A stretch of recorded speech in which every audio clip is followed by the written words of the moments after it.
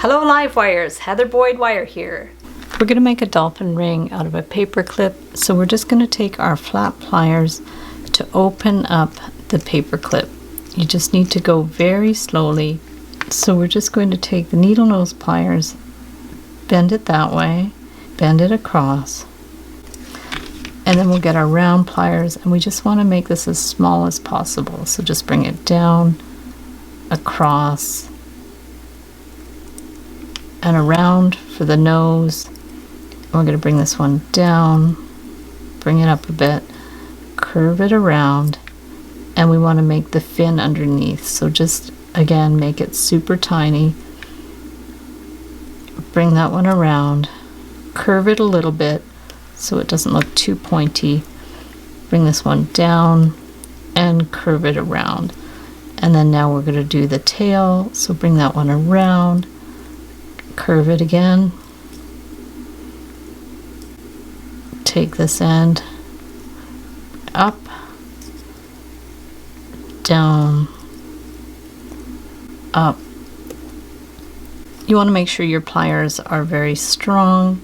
These are stainless steel. I'm going to bring this one around and then just curve this one around. Then we can just curve this out a little bit so it's a little bit rounded. Put it on a marker or a ring mandrel, bring it around, all the way around. And then this end we're going to have to curve it a little bit too because it's a little straight. So just very gently go in and give it a teeny bit of a curve. And then you can kind of like slide that underneath the dolphin, put it back on the marker. If you need to shape it more, you might have to bend this head back a little bit, curve it out a bit, and there you have your super cute, very simplified dolphin ring made out of a paper clip. So thanks so much for watching the video. Give it a big thumbs up if you liked it. Be sure to subscribe to my channel for lots more wire art and jewelry making videos.